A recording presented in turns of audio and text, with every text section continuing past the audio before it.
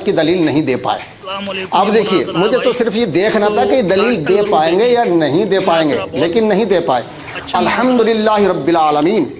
قرآن عظیم میں اللہ نے ارشاد فرمایا وَفَوْقَ كُلِّ ذِي عِلْمٍ عَلِيمٍ، ہر علم والے کے اوپر ایک علم والا ہے، اور یہ سلسلہ اللہ تبارک و تعالیٰ تک پہنچتا ہے. اگر کوئی یہ کہ میں بہت بڑا عالم ہوں تو پھر اس کا مطلب یہ ہے کہ اس کو غرور ہے، کیونکہ سب سے بڑا عالم اللہ تبارک و تعالیٰ ہے. قرآن کے مطابق وَفَوْقَ كُلِّ ذِي عِلْمٍ عَلِيمٍ، تو اللہ تبارک و تعالیٰ نے جتنا مجھے علم دیا ہے، اگر یہ کوئی یوں کہے کہ صاحب میں بہت بڑا عالم ہوں تو یہ اس کا دعویٰ جھوٹا ہے.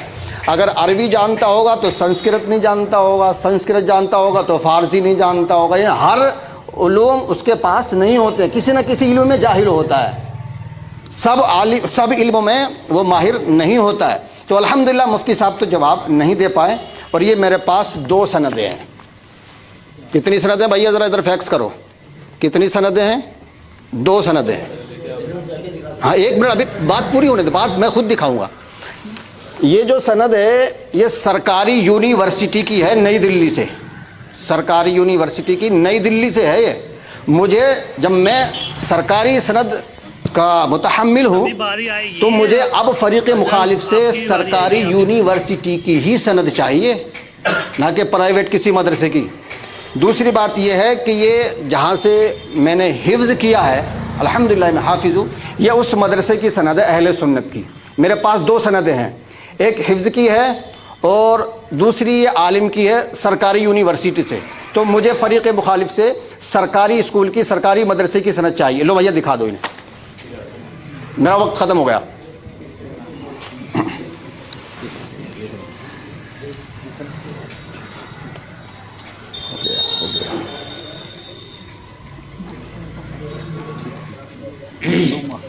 صحیح ہے.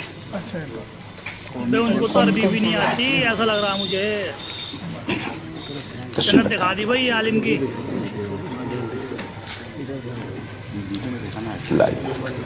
ہیں اردو پڑھی ہوئی ہے بھائی، بیٹھے آپ لوگ. اردو پڑھی ہوئی ہے بس، اونلی اردو. بسم اللہ الرحمن الرحیم. بنا رفیقان محترم، بنوا لیتا ہے.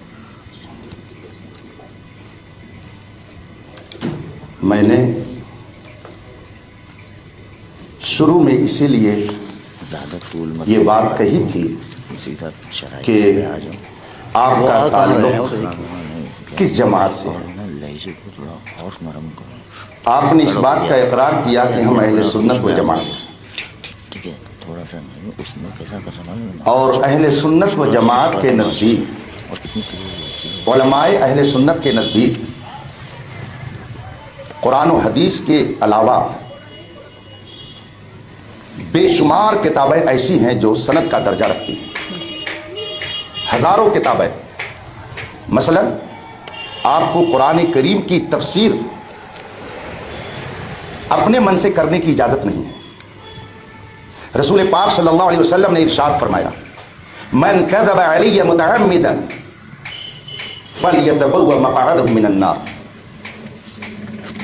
من قال فی القرآن برأیہ فلیتبوأ مقعدہ من النار.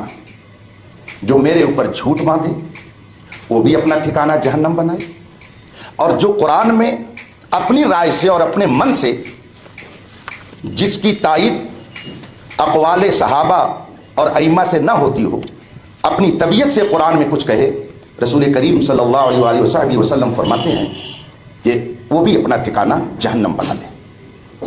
تو قرآن کی تفسیر کو جاننے کے لیے تفسیر کی معتبر کتابیں ہیں. حدیث کی شرح کو جاننے کے لیے حدیث کی بہت ساری معتبر کتابیں ہیں.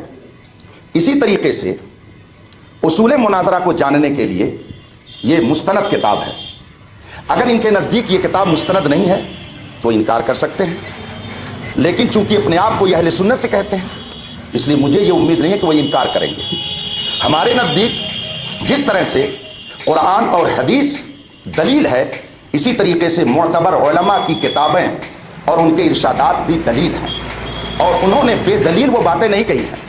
آپ کہہ رہے ہیں کہ انہوں نے قرآن سے کوئی ثبوت نہیں دیا، جبکہ میں نے قرآن کی آیت پڑھی وَإِذَا خَاطَبَهُمُ الْجَاهِلُونَ قَالُوا سَلَامًا. قرآن خود کہتا ہے جاہلوں سے مباحثہ مت کرو، عالموں سے کرو. یہ قرآن کا حکم ہے.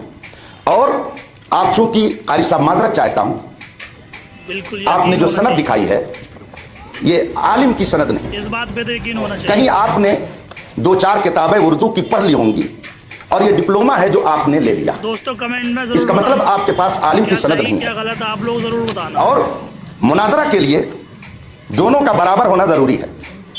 आपको मैं इबारत पढ़ के सुना देता हूं, कसम खा के कहता हूं कारी साहब, आप ये इबारत अरबी की नहीं पढ़ सकते हैं, खुदा की कसम नहीं पढ़ सकते हैं।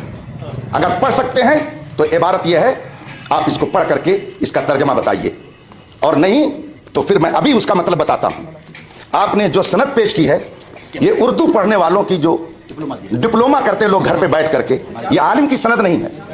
आप लोग नहीं बोले तो चुप बैठे रहेंगे। ये किताब उनको दे दीजिए, अगर वो पढ़ करके इसका मतलब बता देते हैं तो फिर मैं ये तीसरी बार उनके सामने भेज रहा हूं। तुम बैठो बैठो, आप लोग देखिए हालात और समझिए। अब मैं, अगर हम चूंकि अहले सुन्नत व जमात से हैं, हम अपने अकाबिर को काबिल एतबार मानते हैं, उन पर हमारा एतमाद और भरोसा है। और याद रखिए ये कोई ऐसे आलिम नहीं है कि जिनको आप बरेलवी कह करके नजरअंदाज कर दें। इनका इंतकाल 1083 हिजरी में हुआ, गोया तकरीबन 400 साल पहले की ये किताब है। ये 400 साल पहले, गिनती में इधर उधर हो सकता है। इसमें ये लिखते हैं कि मुनाजरा को मुनाजरा क्यों कहा जाता है, ये हुई ना बात। उसकी वजह ये बयान करते हैं कि इसमें इस बात की तरफ इशारा है। मैं अरबी इबारत इसलिए नहीं पढ़ूंगा ये बात हुई दमदार। ताकि वो दोबारा उसको नकल न कर सके।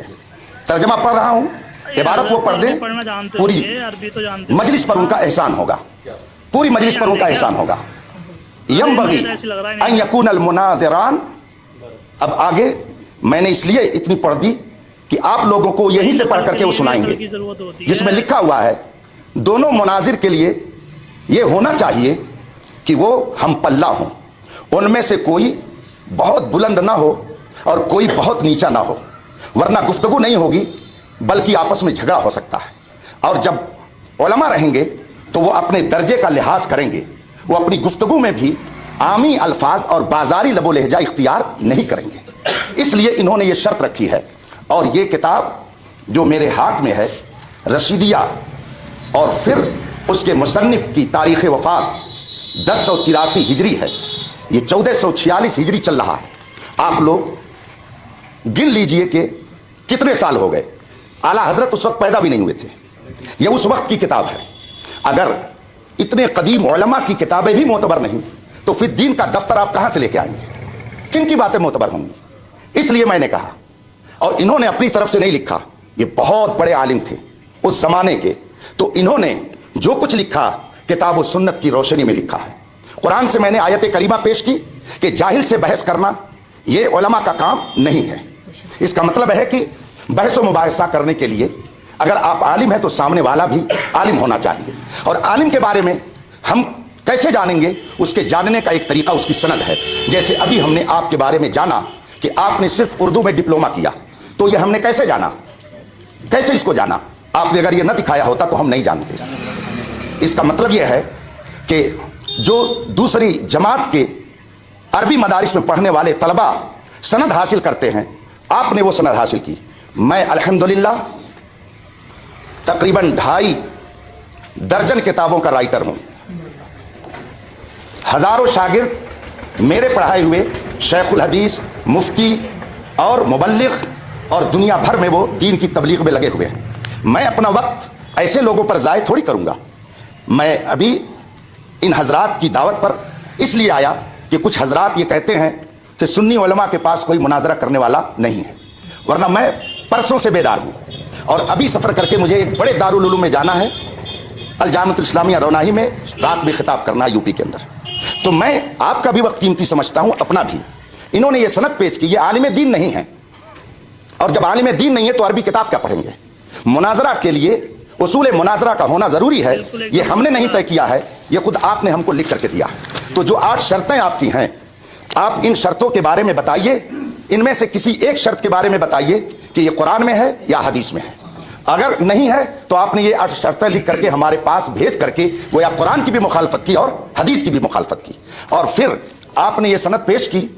आपने मुझसे कहा जब हुजूर के ज़माने में सनद नहीं थी तो मांगते क्यों हैं, तो आपने एक यूनिवर्सिटी से जाके क्यों मांगा। सही बात है, बिल्कुल सही आपने बात भी है, तो रसूल पाक के ने बिल्कुल सही अक़वाल की फरमाया। मुखालफत की। हम दारुल उलूमों में जा करके रसूल पाक का इल्म जहां पढ़ाया जाता है वहां भीख मांगते हैं, और आप कहीं और जा करके भीख मांगते हैं। फर्क यह है इल्म में, हम इल्म मुस्तफ़ा हासिल करते हैं दारुल उलूमों में जहां पे वाकई रसूल पाक का इल्म पढ़ाया जाता है, और आप जा करके यूनिवर्सिटी से सिर्फ सनद लेते हैं। इसका मतलब है कि आप अभी फन मुनाजरा के उसूल से आगाह नहीं हैं। अगर हैं तो इन 8 शर्तों के बारे में बताइए, ये कुरान और हदीस में शर्तें कहाँ मज़कूर हैं जिसको आपने हमारे पास इरसाल फरमाया है। मैं अपनी गुफ्तगू को ख़त्म करता हूँ और ये किताब फिर मैं भिजवाता हूँ, उनसे कहिए इबारत पढ़ करके बताए ये शर्त है कि नहीं।